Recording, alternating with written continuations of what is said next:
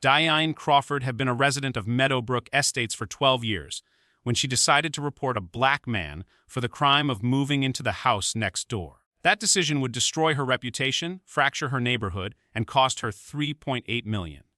She was 58 years old enough to know better, but apparently convinced that her 12 years in the neighborhood gave her the authority to decide who belonged there.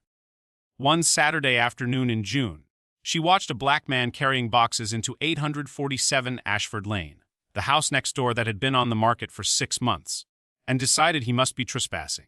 She didn't consider that he might be the new owner. She didn't think to check the realtor's sold sign still planted in the front lawn. She just called 911, demanded police presence, and set in motion a confrontation that would expose exactly how quickly assumptions about who belongs in expensive neighborhoods destroy lives and careers. What Crawford did next, refusing to accept documentation, dismissing credentials, and demanding arrest, would become proof that racial profiling doesn't just happen in coffee shops and parking lots. It happens in driveways. In neighborhoods where success is supposed to protect you. In moments where even a federal judge's authority isn't enough to override someone's conviction that black people don't belong in their neighborhood. A black man in his early 50s, Judge Marcus Reeves, was carrying moving boxes up the driveway of his newly purchased home on a quiet Saturday afternoon. His car keys dangled from his belt loop. A purchase agreement sat visible on the front seat of his car. No crime, no violation, no trespassing. Just a federal appellate judge moving into the house he'd spent months searching for and 6 figures purchasing. But Diane Crawford saw him through a filter so distorted by assumptions that she couldn't imagine a black man as her new neighbor. Before we continue, where are you watching from? If this is your first time here, please hit that subscribe button. Stories like these need to be shared, and your support helps us bring more truth to light. Meadowbrook Estates sits on the northwestern edge of Richmond, Virginia, tucked between Old Gun Road and the James River. It's the kind of neighborhood that appears in magazine spreads about suburban elegance. Tree-lined streets with names like Ashford Lane and Canterbury Drive, houses ranging from $650,000 to $1.2 million, manicured lawns maintained by professional landscaping services, and a homeowners association that enforces strict architectural guidelines. The neighborhood was developed in 2006, marketed to professionals seeking privacy and prestige, doctors, attorneys, business executives, the kind of people who valued both exclusivity and the appearance of welcoming diversity, as long as that diversity looked exactly like the marketing brochures suggested it should. It was 20:30 p.m. on a Saturday in early June. The temperature hovered around 78 degrees. The sun filtered through oak trees that had been strategically preserved during development to give the neighborhood that established, old money feel. The sound of a lawnmower hummed from 3 houses down. A family unloaded groceries 2 streets over. A teenager shot basketballs in a driveway across the Col de Sac. 847 Ashford Lane had sat empty for 6 months after the previous owners, an elderly couple, moved to a retirement community in Florida. The house was a 2-story colonial with gray siding, white trim, black shutters, and a wide front porch. 4 bedrooms, 3 bathrooms, 800 square feet. The kind of house that required serious income to purchase and maintain. A realtor's sign still stood in the front lawn, Soil D. The date on the rider, June 8th. 2 days ago, the moving truck, a 26-foot U-Haul, was parked in the driveway, its back door rolled up, revealing stacked boxes, furniture wrapped in moving blankets, and the organized chaos of relocation. The kind of scene that plays out in suburban neighborhoods every weekend. Someone moving in, someone moving out, life reorganizing itself one box at a time. The kind of Saturday afternoon where nothing dramatic typically happens, where neighbors wave from their lawns, where the biggest concern is whether the new family has kids the same age as yours. Judge Marcus Reeves had been a federal appellate judge on the 4th Circuit Court of Appeals for 7 years. 7 years of reviewing district court decisions, writing opinions that set legal precedent, and presiding over cases that shaped constitutional law across Maryland, Virginia, West Virginia, North Carolina. He'd authored 147 published opinions, participated in over 400 panel decisions, and sat on cases involving everything from civil rights violations to complex corporate disputes. His colleagues called him methodical. His law clerks called him brilliant but demanding. The attorneys who argued before him called him fair, which in the legal profession is the highest compliment a judge can receive. Before his appointment to the appellate court, Reeves had served for 9 years as a United States District Judge for the Eastern District of Virginia. Before that, he'd spent 14 years as a federal prosecutor in the U.S. Attorney's Office, where he'd prosecuted white-collar crime, public corruption, and organized crime cases. He'd tried 87 cases to verdict, winning 81 of them. His conviction rate in financial fraud cases was legendary. Reeves had graduated from Howard University summa cum laude in 1990, then Yale Law School, where he'd been an editor on the Yale Law Journal and graduated in the top 5% of his class. He'd clerked for Judge A. Leon Higginbotham, Jr. on the Third Circuit Court of Appeals, then spent a prestigious year clerking for Associate Justice Thurgood Marshall during the Supreme Court's 1993 to 1994 term. He'd published articles in the Harvard Law Review, the Columbia Law Review, and the Virginia Law Review. He'd testified before Congress on criminal justice reform. He'd received the Edmund J. Randolph Award, the Justice Department's highest honor for outstanding service. He'd been named one of the National Bar Association's 40 lawyers under 40. At 53 years old, Marcus Reeves had achieved what most attorneys only dream about: lifetime appointment to a federal appellate court, respect across the legal profession, and influence over American jurisprudence. At 53 years old, Marcus Reeves was exactly where he'd worked to be: professionally accomplished, financially secure, and ready for the next chapter of his personal life. He'd recently divorced after 18 years of marriage, a separation that had been amicable but necessary as careers pulled both him and his ex-wife in different directions. His 2 children, both in college, split time between their parents during breaks. Reeves had spent 6 months searching for a house that met his criteria: privacy, space for a home office, proximity to the courthouse, and a neighborhood where he could disconnect from the weight of his work. He wasn't looking for status. He was looking for peace. Meadowbrook Estates offered both, or so he thought. That Saturday, Reeves had closed on 8047 Ashford Lane 2 days earlier. He'd scheduled the move for the weekend to avoid taking time off from the court. He'd arrived at the house at noon with a U-Haul truck he'd rented himself, declining the moving company's offer to do the heavy lifting. He wanted to unpack his own life, organize his own space, start fresh on his own terms. He wore jeans, a gray Howard University t-shirt, and running shoes. Comfortable clothes for carrying boxes and assembling furniture. His judicial robes were packed away in a garment bag. His gavels and legal texts were boxed and labeled. Nothing about his appearance screamed federal judge, but nothing about his appearance suggested anything suspicious either. His keys, both to the house and to his car, were on a carabiner attached to his belt loop. The purchase agreement, title documents, and inspection reports sat in a manila folder on the front passenger seat of his car, visible through the window. His judicial identification was in his wallet in the truck's cup holder. He'd been unloading boxes for 2 hours. He'd waved to a neighbor across the street who'd waved back. He'd carried in a couch with help from his son, who'd driven separately and would arrive in about 30 minutes. He'd arranged furniture in the living room and started unpacking his kitchen. He looked like what he was, a professional man moving into the house he'd purchased. He'd done nothing to attract attention. He'd violated nothing. But to one person on Ashford Lane, Marcus Reeves's presence was unacceptable. A black man carrying boxes into a 780 Zalozan house didn't compute in Diane Crawford's understanding of how her neighborhood worked. She'd watched him for 20 minutes, working up the conviction that something was wrong. And when conviction overrides evidence, when assumptions become certainty, people make calls they can't take back. Diane Crawford was 58 years old. She'd been a resident of Meadowbrook Estates since 2010, purchasing 849 Ashford Lane, the house directly next to Reeves's new property, for $625,000 with money from her late husband's life insurance payout. She was retired, having worked as a human resources director at a regional insurance company for 23 years before leaving in 2015. She was involved in the Homeowners Association, having served as secretary for 4 years. She attended every monthly meeting. She knew every guideline in the covenant manual.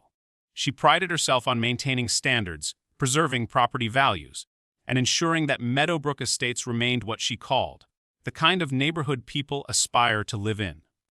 Her neighbors described her as vigilant. Some used other words: nosy, controlling, obsessive about minor violations. In 12 years at Meadowbrook Estates, Diane Crawford had filed 23 complaints with the Homeowners Association, 23 documented grievances about neighbors who, in her assessment, violated community standards. A family that painted their shutters navy blue instead of black received a formal complaint demanding they repaint within 30 days or face fines. Crawford had personally measured the paint sample against the approved color chart. A couple that installed a playset for their children in their backyard received a complaint that the structure's height exceeded HOA regulations by 6 inches. Crawford had measured it herself with a tape measure.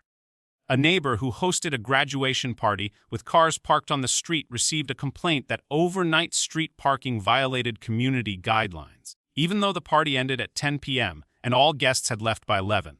The pattern was exhausting. Crawford saw violations everywhere, filed complaints constantly, and attended meetings armed with documentation and photographs. The HOA board tolerated her because she knew the rules better than anyone, but privately, board members acknowledged she was obsessive. But there was another pattern, one the HOA hadn't fully acknowledged of Crawford's 23 complaints. 7 involved families of color, a Hispanic family's landscaping choices, an Asian family's holiday decorations, a black family's basketball hoop. Every complaint cited specific rule violations, but the targeting was unmistakable to anyone paying attention. The HOA had never addressed it directly. They'd processed each complaint individually, never connecting them, never acknowledging the pattern. That Saturday afternoon at 2:15 p.m., Crawford was in her kitchen making iced tea when she noticed movement next door. She'd been watching 8047 Ashford Lane closely since the Cell D sign went up, curious about who'd purchased the property.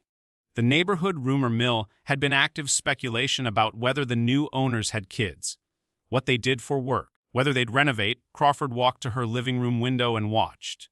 A black man, tall, maybe 6'2", athletic build, was carrying boxes from a U-Haul truck into the house.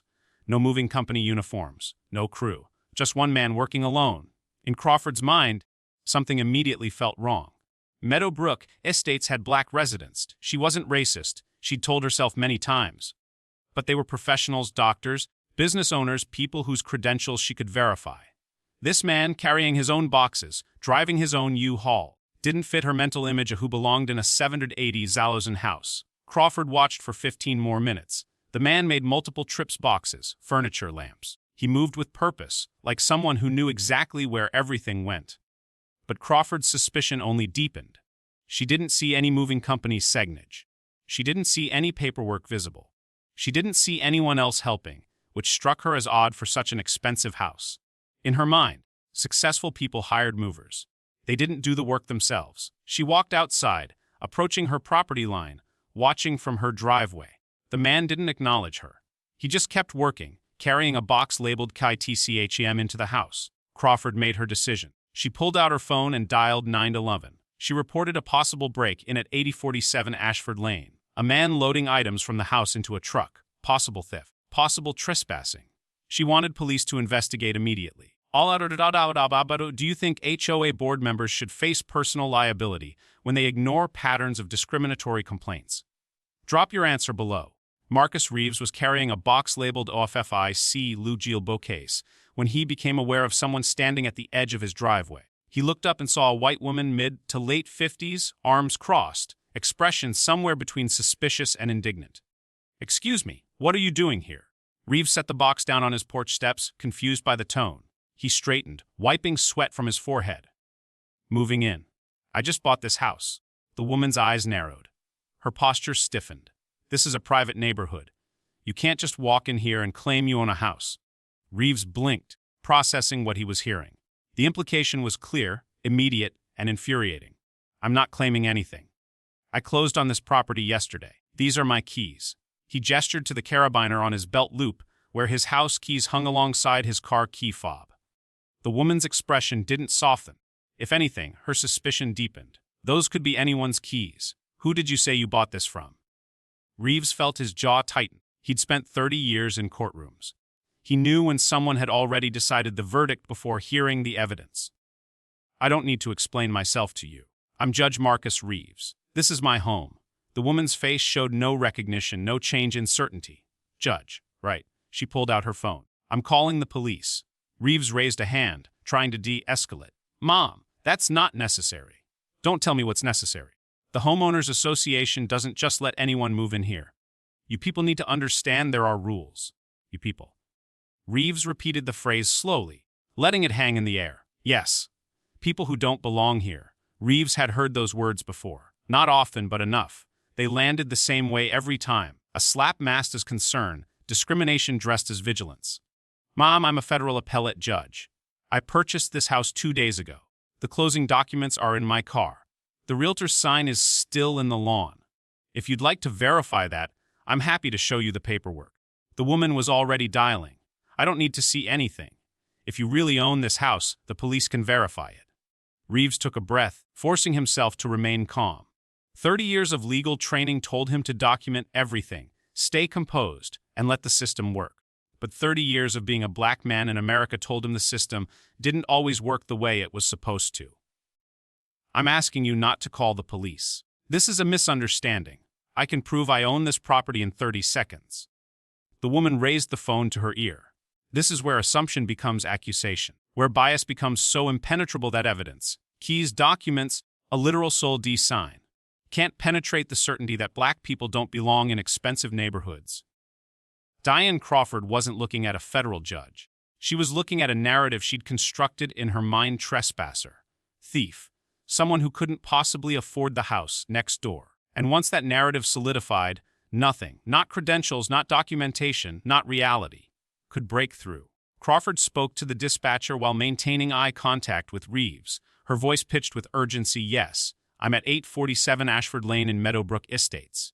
There's a man here loading items from the house. I think he's stealing. He claims he owns the house, but I've never seen him before. The house just sold, and I don't think he's the owner. Can you send someone immediately? Reeves stood on his porch, watching this scene unfold with the surreal clarity of someone who'd presided over similar cases, but never imagined experiencing one firsthand. Other neighbors had started to notice. A woman across the street paused while retrieving her mail. A man washing his car 2 houses down turned to watch. No one approached. No one intervened. They just observed, phones already out, recording the confrontation that was unfolding. The police arrived within 6 minutes. 2 patrol cars, lights flashing but no sirens. 4 officers emerged, their body cameras activated automatically as they exited their vehicles. Officer Ryan Mitchell, a 14-year veteran, approached first. He glanced between Crawford and Reeves, immediately assessing the dynamic white woman caller. Black man being accused. What's going on here? Crawford spoke first, her voice confident, certain this man is moving items out of 847 Ashford Lane. He claims he owns it, but the house just sold, and I know the previous owners. He's not who they sold to. Officer Mitchell turned to Reeves. Sir, do you have identification and proof of ownership? Reeves had been preparing for this moment since Crawford pulled out her phone. Officer, I'm Judge Marcus Reeves, 4th Circuit Court of Appeals. I purchased this house 2 days ago. My identification is in my truck. The purchase agreement and title documents are in my car on the front seat. I'd like to retrieve them. Mitchell's expression shifted slightly. Recognition, perhaps, or at least awareness that this situation wasn't what the caller had suggested. Go ahead, sir. Slowly. Reeves walked to his car, opened the passenger door, and retrieved the manila folder containing his closing documents. He handed them to Mitchell. Purchase agreement dated June 8th. Title transfer. Settlement statement. Everything documenting that I am the legal owner of this property. Mitchell flipped through the documents. Every page confirmed Reeves's statement. Buyer, Marcus A. Reeves, property address 847 Ashford Lane, closing date June 8, 2024. Now, if you'll give me a moment, I'll get my identification. Reeves walked to the U-Haul, retrieved his wallet, and returned with his driver's license and his federal judicial identification. The credential that opened courtroom doors, commanded immediate respect, and identified him as a sitting federal judge. Mitchell examined both. His body language changed entirely. He handed the documents back to Reeves, then turned to Crawford with barely concealed frustration. Ma'am, this man is exactly who he says he is. He owns this property. There's no crime here. Crawford's face went pale, but her certainty didn't waver. How was I supposed to know? Protecting the neighborhood. Mitchell's jaw tightened. By calling 911 on someone moving into their own house. Mom, filing a false police report is a crime. It's not false. I reported what I saw. What you saw was a black man moving into a house you decided he couldn't afford. That's not protecting the neighborhood. That's racial profiling. The neighbors were recording everything. Phones up, cameras rolling. Witnesses to a confrontation that would be uploaded and shared within the hour.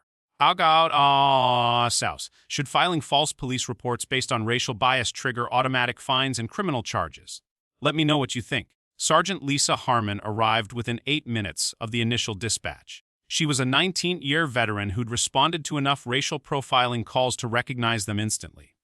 She approached the scene, took one look at the purchase documents still in Mitchell's hand, and immediately understood what had happened. Officer Mitchell, report. Mitchell briefed her quickly. Judge Reeves purchased this house 2 days ago. He's moving in. The caller, Miss Crawford, reported a possible burglary. Judge Reeves provided purchase documents, title paperwork, and federal judicial identification. Everything checks out. There's no crime here. Harmon turned to Reeves. Judge Reeves, on behalf of the Richmond Police Department, I apologize for this disruption. You have every right to be here. This should never have happened. Reeves nodded, accepting the apology, but recognizing it didn't erase what had just occurred. Harmon turned to Crawford, her voice dropping to something cold and official.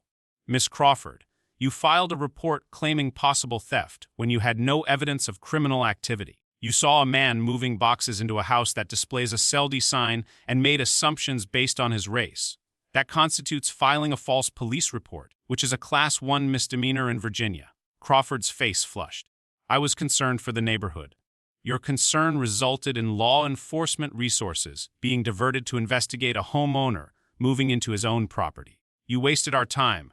You subjected Judge Reeves to an investigatory stop on his own land.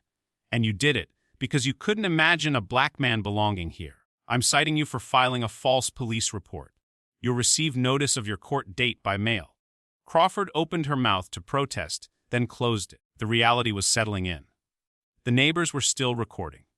This moment, her assumption, her call, her humiliation, was now documented and spreading. Judge Reeves spoke, his voice measured but firm. Officer Harmon, while I appreciate the citation, I want to be clear about what happened here.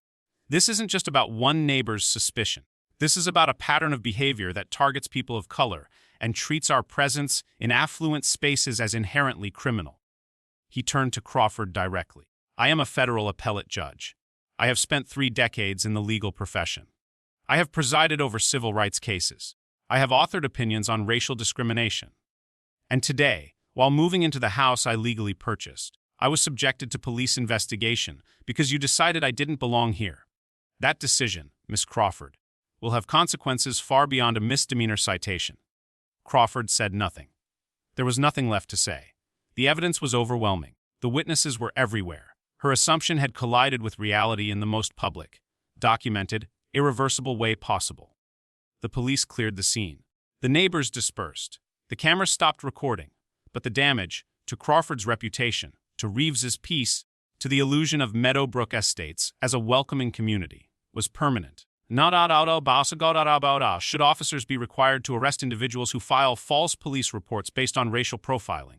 Drop your answer. Within 4 hours, videos of the confrontation had exploded across social media. Multiple angles from different neighbors. Crawford calling 911. Reeves presenting his documents. Officer Mitchell's frustration. Sergeant Harmon's rebuke. JDGE Sega Hyantin Imanalzimga Antia Odalorine Mivandi Eviodalion Amadlio I and NHBR Cat JGES ONB Apispio Idle Sikasko Difa Arloki and SPCIO Sakolodia. Fire for FTIR GBGDGISHIL PRFUID the outrage was immediate and intense. The NAACP issued a statement condemning the incident. The Virginia State Bar expressed concern. Legal organizations across the country shared the story, highlighting the absurdity a sitting federal judge subjected to investigation while moving into his own property. Diane Crawford's name became national news within 24 hours, associated permanently with racial profiling, false reporting, and the assumption that black people don't belong in expensive neighborhoods. Crawford's life imploded within 48 hours. Her court date for filing a false police report was scheduled for July 15th. The charge carried penalties of up to 12 months in jail and a $2,500 fine. First-time offenders rarely faced maximum sentences. The Meadowbrook Estates HOA held an emergency meeting. Crawford was removed from her position as secretary immediately. 3 board members called for her resignation from the association entirely. The HOA issued a public statement distancing themselves from her actions and announcing a comprehensive review of complaint patterns. Crawford's former employer, the insurance company where she'd worked for 23 years, issued a statement noting she'd retired in 2015 and her actions in no way reflect our company values. Her neighbors, the people she'd lived next to for 12 years, stopped speaking to her. Parents instructed their children to avoid her property. Invitations to neighborhood gatherings stopped arriving. She'd become radioactive. The woman who called the police on a federal judge for moving furniture. Judge Reeves contacted an attorney 3 days after the incident. The lawsuit was filed 2 weeks later, naming Diane Crawford, the Meadowbrook Estates Homeowners Association, and the management company that administered the HOA's policies. The claims were comprehensive and devastating. Defamation H. Intentional infliction of emotional distress, violation of the Fair Housing Act, discrimination based on race and negligent supervision, ISH against the HOA for failing to address Crawford's pattern of complaints, civil conspiracy. The complaint included Crawford's complete HLA complaint history. 23 complaints over 12 years, 7 targeting families of color. The pattern was documented, time-stamped, and undeniable. It included the 9/11 call recording, where Crawford explicitly stated she didn't believe Reeves could own the property. It included witness statements from neighbors who described Crawford's history of suspicion toward residents of color. It included the video evidence that had gone viral, showing Crawford's assumptions and the police response they triggered. The case was assigned to the U.S. District Court for the Eastern District of Virginia, the same court where Reeves had once served as a judge. Crawford's attorney reviewed the evidence and delivered the same assessment to her that Reeves's attorney had delivered to him. This case was indefensible. The videos were everywhere. The 9/11 recording was damning. The HOA complaint history proved pattern and intent. Crawford had no defense except the one that wouldn't work in civil court. I didn't know he was a judge. The case settled 8 months later. Paid $1.2 million from her personal assets. The maximum her homeowner's insurance would cover plus an additional $400,000 from the sale of her house. The Meadowbrook Estates OA contributed $2.6 million from their liability insurance, along with mandatory fair housing training for all residents and a complete revision of their complaint review process. The total settlement: $3.8 million paid to Judge Marcus Reeves, one of the largest civil rights settlements in Virginia history for a single incident of racial profiling. Diane Crawford appeared in Richmond General District Court on July 15th and pleaded guilty to filing a false police report. The judge sentenced her to 30 days in jail, suspended 100 hours of community service, and 2 years of probation. Her name was entered into public records, permanently associated with the conviction. The Homeowners Association formally expelled her from membership, citing her actions as incompatible with community values. Her property became subject to sale requirements. She had 90 days to sell and vacate. Crawford listed her house in August. It sold in September, $40,000 below market value because of the neighborhood's association with her name. She moved to a different county, her reputation destroyed, her savings depleted. Judge Marcus Reeves testified at a Virginia Senate committee hearing on racial profiling and fair housing enforcement 6 months after the incident. His testimony was powerful, direct, and impossible to dismiss. I'm a federal appellate judge. I've served on the bench for 16 years. I've presided over hundreds of cases, written opinions that set legal precedent, and dedicated my career to ensuring equal justice under law. I purchased a house in Meadowbrook Estates because I wanted a place to call home, a neighborhood where I could enjoy the success I'd worked 30 years to achieve. He paused, letting the weight of his credentials settle. On June 10th, I was moving boxes into my own house when a neighbor decided I didn't belong there. She didn't ask if I was the new owner. She didn't check the sell D sign in my front lawn. She didn't consider that a man with keys purchased documents, and a U-Haul truck might actually own the property. She saw a black man carrying boxes and called 911. Another pause. I was investigated by police on my own property. I was required to produce identification, purchase documents, and proof of ownership to justify my presence in the house I'd legally bought 2 days earlier. And I did it because I know what happens when black men refuse to comply, even when we're completely innocent. His voice strengthened, carrying the weight of judicial authority mixed with personal pain. Miss Crawford filed 23 complaints with the HOA over 12 years. 7 of them targeted families of color. That's not vigilance. That's not protecting property values. That's a pattern of discrimination that the Homeowners Association documented but never addressed. He looked directly at the committee members. The settlement I received, $3.8 million, is significant. It's accountability. But it doesn't erase the humiliation of being treated like a criminal in my own driveway. It doesn't undo the message that even a federal judge's credentials aren't enough to override assumptions about who belongs in expensive neighborhoods. His final statement resonated through the hearing room. If this can happen to me, with all my credentials, my authority, my resources, what happens to black families who don't have federal judicial appointments? What happens to the young black professional who can afford the house, but doesn't have the power to fight back? What happens to all the people who experience this same discrimination, but don't have cameras recording, witnesses supporting them, and attorneys willing to take their case? The committee room was silent. That's the question we need to answer. Because if we don't, then we're saying that belonging in America is still conditional on the color of your skin, no matter what you've achieved. Should patterns of discriminatory HOA complaints trigger automatic civil rights investigations? Drop your answer. This wasn't just about one neighbor's false report. This was about a system that lets assumptions become accusations, that validates bias until someone with power and resources fights back. Crawford's HOA complaint history told a story the association ignored for 12 years. 23 complaints, 7 targeting families of color. Every complaint cited specific rule violations, landscaping, decorations, parking, but the pattern was unmistakable.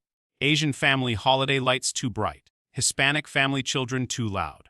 Black family basketball hoop violates aesthetic standards. The pattern was documented. The HOA board had the records. But they processed each complaint individually, never connecting them, never acknowledging what Crawford was really doing, using the HOA's enforcement power to police who she thought belonged in her neighborhood. Crawford's career is over, in the sense that her reputation will never recover. That's consequence. She paid $1.2 million, losing her home and depleting her savings. That's accountability. The HOA paid $2.6 million and implemented mandatory fair housing training. That's reform. But money and training don't undo the trauma of being investigated on your own property. They don't restore the dignity of having to prove you belong in the house you purchased. They don't erase the message that even a federal judge's credentials aren't enough when someone's bias decides otherwise. The real question is, what changes now?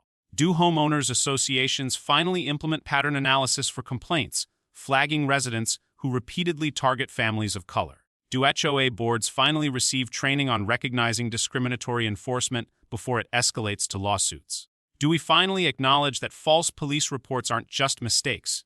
They're weapons, used disproportionately against people of color, turning law enforcement into enforcers of bias. Because if we don't fix the systems that let Crawford file 7 discriminatory complaints over 12 years without consequences, if we don't address the culture that taught her to see black success as inherently suspicious, then we're just waiting for the next neighbor, the next false report, the next federal judge forced to prove he belongs in his own home. Comment if you believe this should be law. HOA board members who fail to address patterns of discriminatory complaints face personal liability for civil rights violations.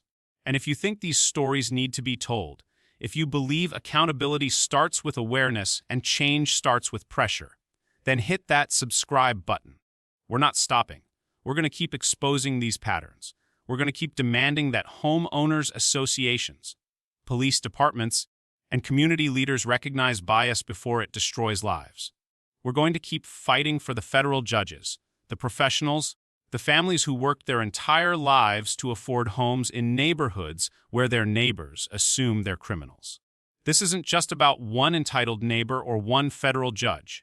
It's about all of us and the America we choose to accept, an America where belonging is still conditional, where success still requires proof, where even a lifetime presidential appointment to the federal bench isn't enough to override someone's assumption that you don't belong, or an America where we finally acknowledge that discrimination in housing, whether through redlining, biased lending, who call 911 on moving vans, is the same systemic problem it's always been, just dressed in different language. The choice is ours. The consequences are documented. The next chapter starts with what we do next.